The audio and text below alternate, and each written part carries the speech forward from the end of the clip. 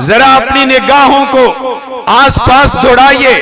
ये जमीन है जिस पे तुम आबाद हो। इससे कबल तुम्हारे बाप दादा आबाद थे।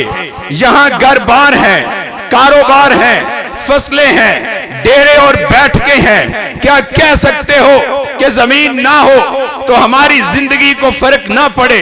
निगाह ऊपर दौड़ाइए, आसमान है, बगैर सतूनों के खड़ा है, टमटमाते सितारे हैं, सितारों के दरमियान दुल्हन बना चांद है। दिन का वक्त है, सूरज अपनी हरारत और तपश से चमक रहा है। जरा और बढ़िए, दो हैकल आसमान को छूने वाले पहाड़ हैं, नदियां, नाले, दरिया और समंदर हैं। किसी नेमत का इनकार कर सकते हो कि अगर ये नेमत ना हो तो जिंदगी के फर्क नहीं पड़ता है? और कौन सी नेमत ऐसी है जिसके मुतल्लिक इंसान कह सके अगर अल्लाह ना देगा तो मैं अपनी तरक्की से, इल्म से, जिद्दत से, इजादात से, साइंस की दुनिया के अंदर इतनी तरक्की करने के बाद मैं ये नेमतें अपनी तरफ से बना लूंगा। सनुरीहिम आयातिना फिल आफाकी व फी अनफुसिहिम हत्ता यतबय्यना लहुम अन्नहुल हक।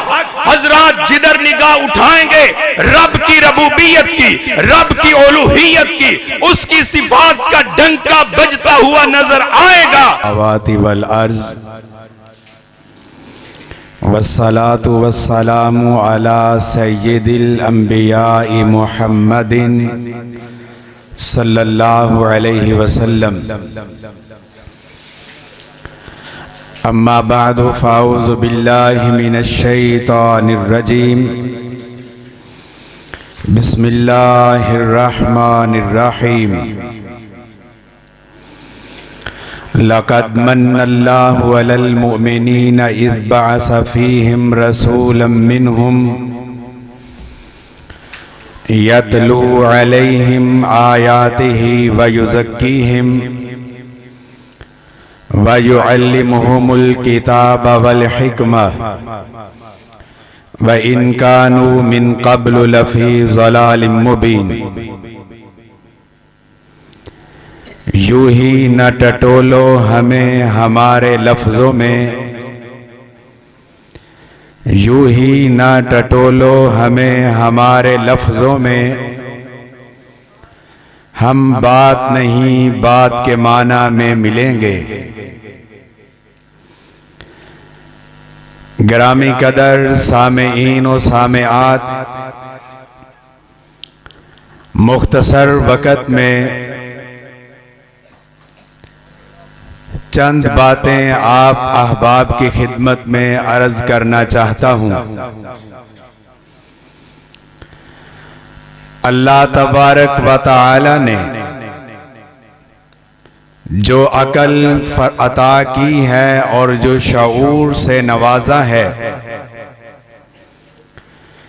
इसे इस्तेमाल करते हुए आसपास की सारी दुनिया से बेपरवाह होकर अपने जिस्म पर गौर कीजिए।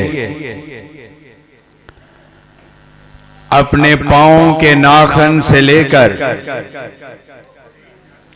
अपने सिर के बालों तक सोचिए,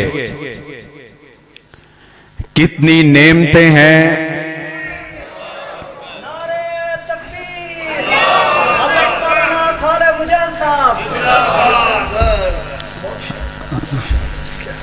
अहलन व सहलन मरहबा।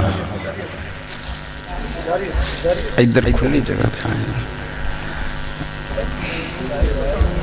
कि सब जगह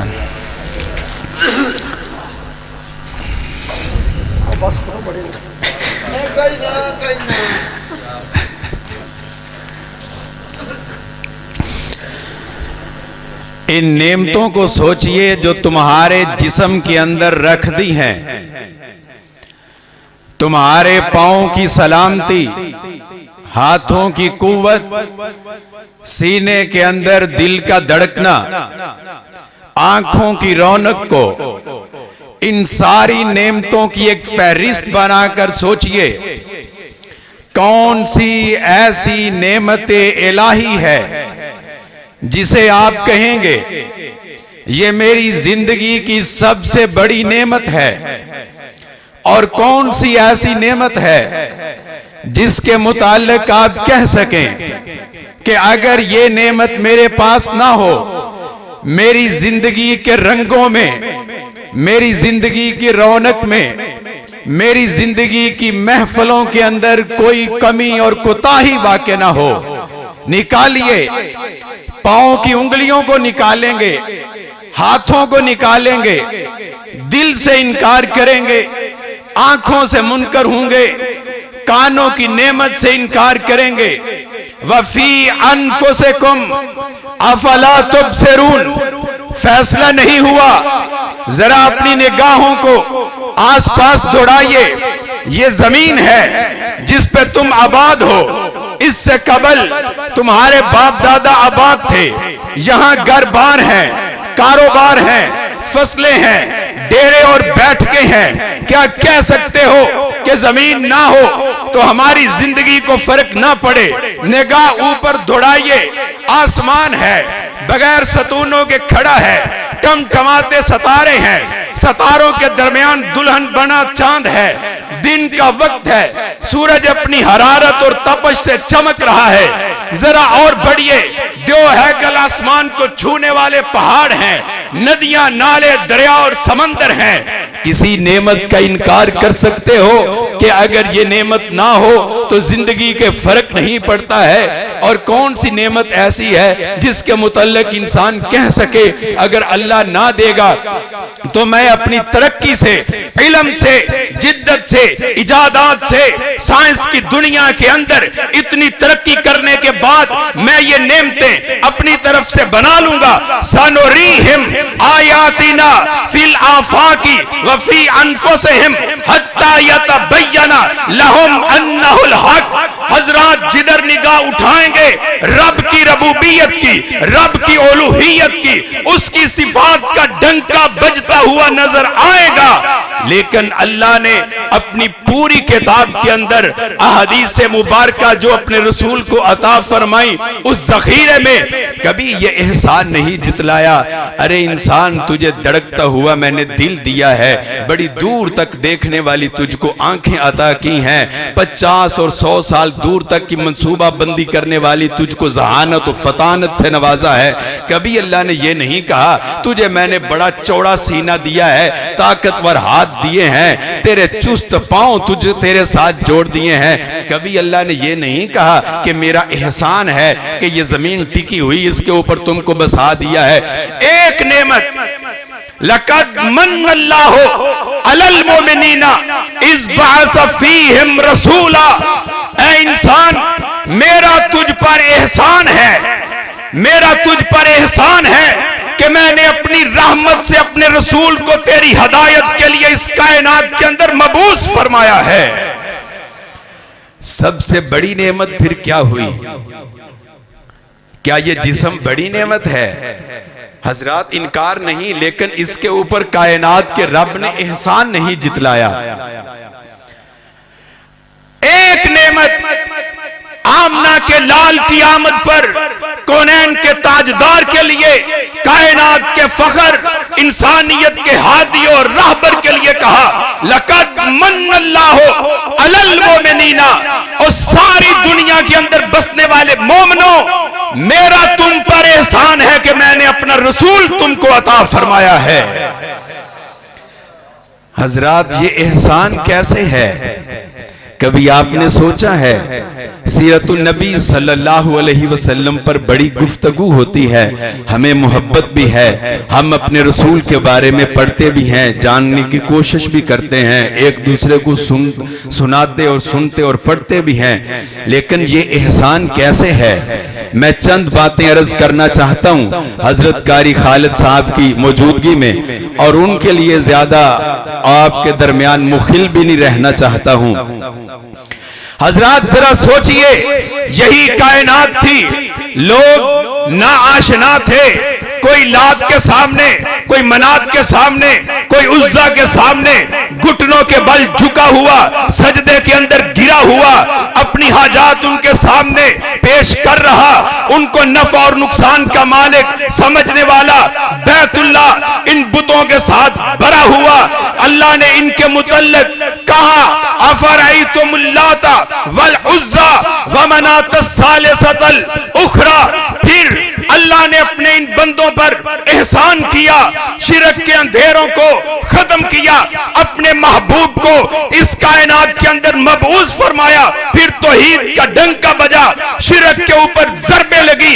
कुल हुवल्लाहु अहद अल्लाहु समद लम यलिद वलम यूलद वलम यकुल लहू कुफुवन अहद। ये एहसान है रब का कि जिनको इल्म ना था, कोई 3 मानता था, किसी ने हजारों रखे हुए थे, और कोई हिंदुस्तान का बसने वाला कहता था रब एक नहीं 33 करोड़ के अंदर खुदा है, और किसी ने कहा एक नहीं 2 हैं। लेकिन रब ने कहा कुल हुवल्लाहु अहद अल्लाहु समद लम यलिद वलम यूलद। ये एहसान है कि इंसान इन बुतों के सामने झुका हुआ था, वहां से उठा, इसको इज्जत मिली, जिल्लत से निकला, अपने रब के सामने खड़ा हुआ, उसके सामने झुका, अपनी झोली को फैलाया, अपनी हाजात और जरूरियात को उसके सामने रखा, और इंसान को ये शरफ और इज्जत हासिल हुई कि वो अपने रब की मखलूक हो के अपने खालिक से मांगने के लिए सबक सीखे।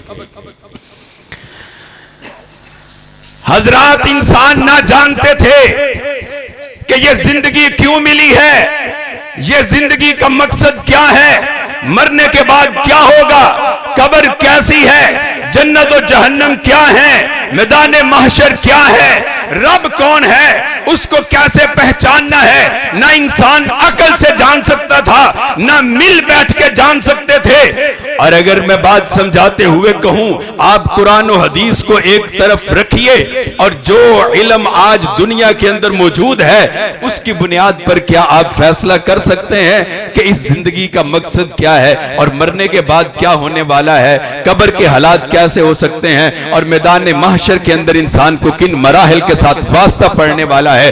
क्या आप कुरान और हदीस से हटकर इनका फैसला कर सकते हैं?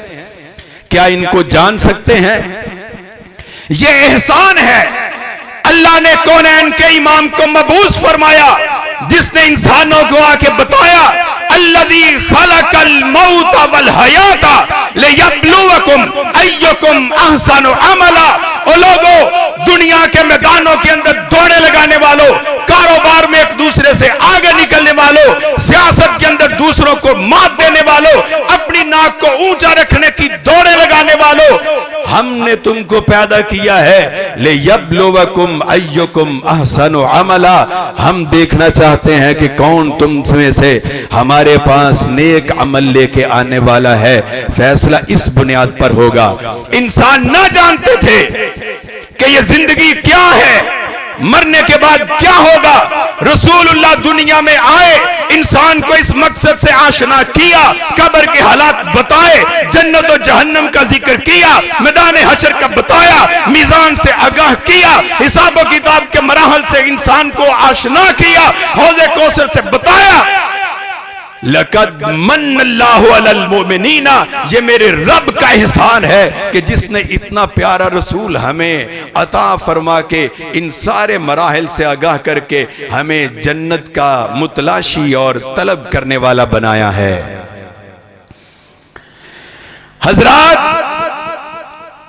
दुनिया का माहौल ये था, जहालत थी, जुल्म था, जबर था, तशद्दुद था। बाप मर जाता, बेटा अपनी मां से निकाह कर लेता, भाइयों में जो बड़ा होता जायदाद के ऊपर कब्जा कर लेता। इंसान अपने हस्बो नसब को ऊंचा करने के लिए अपनी औरतों से बदकारियां करवाते, घरों के ऊपर बदकारी की अलामत के लिए झंडे लगाए गए। अल्लाह ने इस अपनी मखलूक के ऊपर एहसान किया, हया वाला, शर्म वाला रसूल अता फरमा के इंसानों को तहारत और पाकीज़गी का दर्स दिया। फिर इंसानों को पता चला हस्बो नसब की अहमियत क्या होती है। लक़द मन्नल्लाहु अलल मोमिनीना, ये मेरे रब का एहसान है कि जिस वजह से हमें इस बात का इल्म हासिल हुआ है कि हक क्या होता है और जुल्म से बचना किस लिए जरूरी है। हजरात, माहौल ये था कि एक बाप अपने ही घर में पैदा होने वाली अपनी सगी बेटी को जीते जी जमीन के अंदर गड़ा खोद के दफन करता था। वाइजल मौदा तो सोयलक, मेरे रसूल ने आके इस दुनिया को समझाया जब अपने ही कंधों मुबारक से अपनी चादर को उतार के अपनी बेटी के लिए बिछाया, अपनी बहन के लिए बिछाया और इस कौम को दर्स दिया माँ बाप का मर्तबा क्या है, बहन भाइयों का मर्तबा क्या है, बेटियों का मकाम क्या है।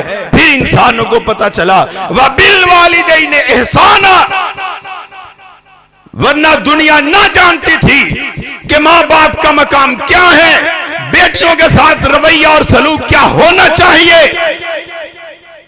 कौनैन के इमाम तशरीफ लाए रहमतल लिल आलमीन बनकर, फिर हमें शऊर हासिल हुआ कि ये मेरा बाप है, इसकी मैंने इताअत कैसे करनी है, इसके साथ मोहब्बत कैसे करनी है, इसकी जरूरियात का ख्याल कैसे रखना है। ये मेरी माँ है, मैंने इसको नाराज नहीं होने देना, इसकी खिदमत को बजा लाना है। ये मेरे बहन भाई हैं, इनके हकूक हैं, इनके साथ मैंने रहना कैसे है। ये मेरी बेटी है, इसके कौन से हकूक मेरे ऊपर आयद होते हैं, मैंने इसके साथ अपनी जिंदगी में रवैया क्या अपनाना है। ये सब इल्म हासिल हुआ मेरे रसूल के आने के बाद, वरना इससे कबल व इन कानू मिन कब्ल लफी ज़लालिम मुबीन, चांद तो चमकता था, सूरज मौजूद था, दिन रात आते जाते थे, मौसम बदलते थे, कारोबार चलते थे, मगर रब कहता है कि तुम सारे के सारे गुमराही और जिल्लत की अथाह गहराइयों में गिरे हुए थे। हजरात, अल्लाह ने अपना पैगंबर भेजा, इतना अजीम शान, वयाज़उ अन्हुम इसरहुम वल्लगलाल, दुनिया जबरो सितम के अंदर दबी हुई थी, रसूमात और रिवाज के बोझ के अंदर पिस रही थी, इंसानियत को सुख का एहसास न मिलता था। इमाम कायनात आए, रहमतल लिल आलमीन बनकर इंसानों को बोझ से आजाद किया, इन्हें हुर्रियत का दर्स दिया, इन्हें जुल्म की चक्की से बाहर निकाला और सारे बोझों से आजाद करके रब की बंदगी के लिए इन्हें खड़ा कर दिया। वमा खलक़तुल जिन्न वल इंसा इल्ला लियअबुदून, और ये दर्स दिया मकसद सिर्फ इस जिंदगी में आने का रब की इबादत है। हजरात, इतना बड़ा पैगंबर कि अल्लाह ने उसको मबूस करके कहा वरफ़अना लका ज़िक्रक, मेरे हबीब हमने इस वसी और इस कायनात में तुम्हारे जिक्र को बुलंद कर दिया है, किसी एक कौम के लिए नहीं। वमा अरसलनाका इल्ला रहमतल लिल आलमीन, किसी एक जमाने के लिए नहीं, काफ़तल लिन्नास, ता क़यामत इंसानियत के अंदर इस मर्तबे का इंसान नहीं आ सकता है जिस मर्तबे का इंसान आमना का लाल बना के भेजा गया है। वरफ़अना लका ज़िक्रक, तेरे दुश्मन चाहें तुझको गिरा दें, तेरे मुखालिफ चाहें तुझको मात दे दें, तुझको हिजरतों पे मजबूर किया गया, कत्ल के मंसूबे बनाए गए, जहर देने की कोशिश की गई, पत्थर गिराने के लिए मंसूबे बनाए गए। वरफ़अना लका ज़िक्रक, हमने इन सब को हरा दिया और तेरे जिक्र को बुलंद कर दिया है। और मेरे पैगंबर का जिक्र कल भी बुलंद था, आज भी बुलंद है, क़यामत तक बुलंद रहेगा, मैदाने हशर होगा और मेरे महबूब का जिक्र तब भी सबसे ऊंचा और बुलंद होगा। वरफ़अना लका ज़िक्रक, ऐसी रिफत, ऐसी शान, ऐसी अजमत, ऐसी बुलंदी, ऐसी मिदहत, ऐसी तारीफ, ऐसी तौसीफ आदम की औलाद में किसी के हिस्से में नहीं आई है। जैसी इज्जत व मकाम व मर्तबा, शरफ और अफजलियत अल्लाह ने अपने हबीब को अता की। हजरात, हम सिर्फ उसको बड़ा नहीं मानते, हम सिर्फ ये नहीं कहते कि वो सारे रसूलों का सैयद था, सिर्फ ये नहीं कहते कि वो सैयद उस्सकलैन था। हम मानते हैं इस तरह, वो अपनी जात में सबसे आला, वो अपनी तालीम में सबसे आला, वो अपने खानदान में सबसे आला, वो औलाद में सबसे आला, वो दामादों में सबसे आला, वो अपने खानदान में सबसे आला, वो अपने सफर में सबसे आला, वो खलवत में सबसे आला, वो जलवत में सबसे आला, वो जंग में सबसे आला, वो दुनिया में सबसे आला, वो कब्र में सबसे आला, वो मैदान हशर में सबसे आला होगा। वरफ़अना लका ज़िक्रक। आखिरी बात, अल्लाह ने अपने हबीब के जिक्र को कैसे बुलंद किया है। हजरात, आप दुनिया के अंदर जरा गौर करें कि कोई शख्स कितने ऊंचे मकाम और मर्तबे का मालिक है, कितने लोग किसी को मानने वाले हैं। चलो, आप जदीद दुनिया में रहते हैं और इंसान इस हवाले से भी फैसला करता है कि फलां शख्स के फेसबुक पर फॉलोवर इतने हैं, उसको सुनने वालों की तादाद लाखों में है, उसके पेज को फॉलो करने वालों की तादाद इतने में है, उस सियासतदान के वोटर्स की तादाद इतनी है। एक मेयार ये भी है, इसको भी अपने सामने रख लें। जब मवाजना करना है तो शोहरत का, नामवरी का, मकबूलियत का, हर लिहाज से, हर एतबार से आप इन सारी चीजों को सामने रख के मवाजना करें, किसी शख्स की बुलंदी कितनी हो सकती है, किसी शख्स की अजमत का आलम और मेयार क्या हो सकता है। और कौनैन के इमाम की बुलंदी क्या है। हजरात, दुनिया में सबसे पहले फजर की आजान का वक्त इंडोनेशिया के मशरकी जजायर से होता है। फजर का वक्त हो, इंडोनेशिया के मशरकी जजायर के मुअज्जिन आजान की आवाज को बुलंद करते, यह सिलसिला चलता है, मगरबी जजायर की तरफ आगे बढ़ता है। 1.5 घंटे के बाद यह सिलसिला मलाया और समाट्रा तक जाता है। इस पूरे अरसे में एक एक मिनट में आजान की सदा बुलंद हो रही है। अशहदु अल्ला इलाहा इल्लल्लाह, अशहदु अन्ना मुहम्मदुर रसूलुल्लाह सल्लल्लाहु अलैहि वसल्लम। 1 घंटे के बाद आजान का यह सिलसिला समाट्रा और मलाया से होते हुए ढाका तक पहुंचता है। बांग्लादेश की सरजमीन नगमा तौहीद और रिसालत से गूंज उठती है। 1 घंटा तक रब की रबूबियत का और मुस्तफा की रिसालत का ऐलान किया जाता रहता है। फिर कलकत्ता से श्रीलंका तक फजर की अजानों का वक्त हो जाता है और दूसरी तरफ कलकत्ता से बंबई तक पूरे हिंदुस्तान के मंदिरों के माहौल में, मसाजिद के मीनारों से अजाने तौहीद बुलंद होती है और मेरे रसूल की रिसालत का ऐलान किया जाता है।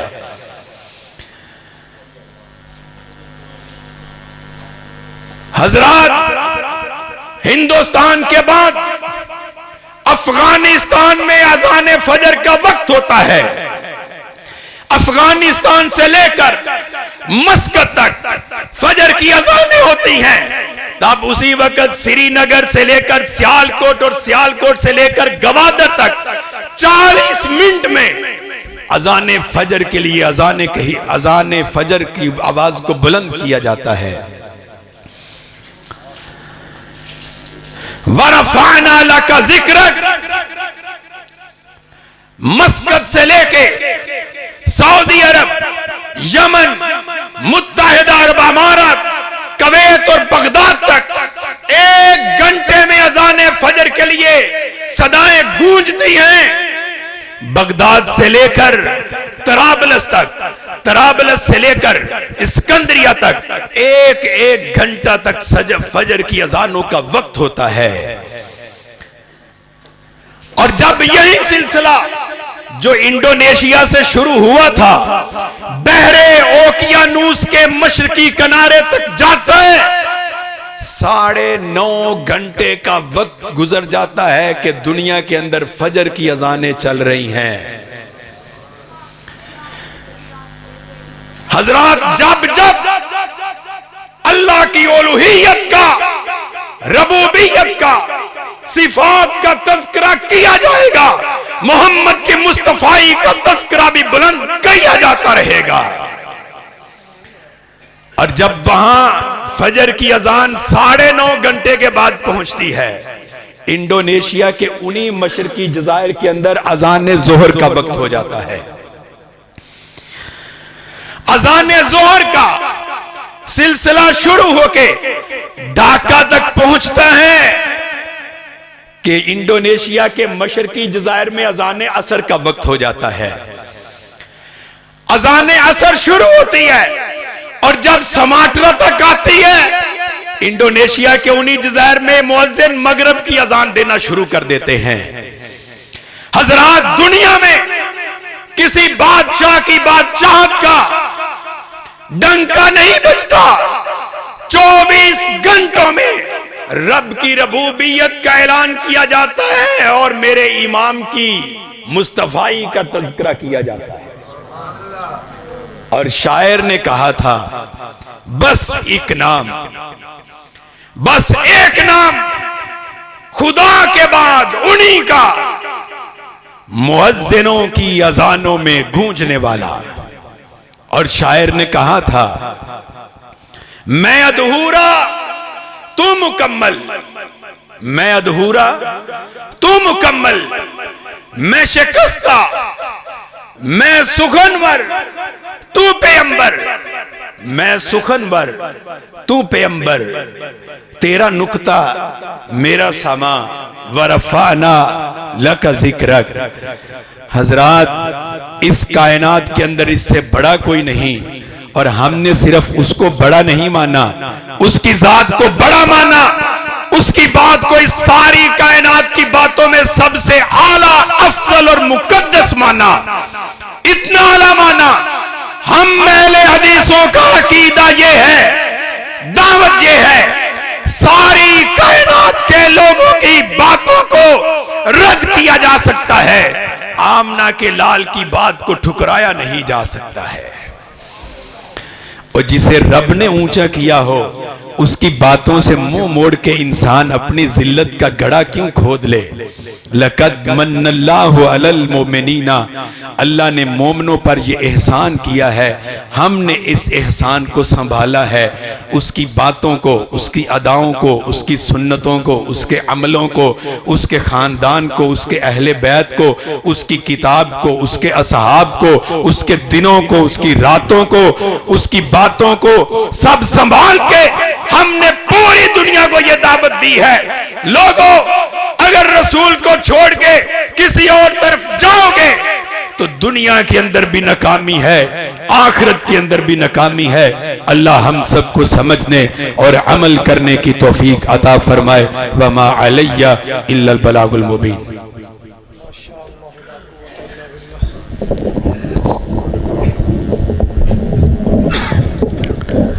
माशाअल्लाह, ये थे जनाब मोहतरम मौलाना हमजा हसन मुजाहिद साहब, जो आपके सामने मकाम मुस्तफ़ा सल्लल्लाहु अलैहि वसल्लम के हवाला से गुफ्तगू फरमा रहे हैं।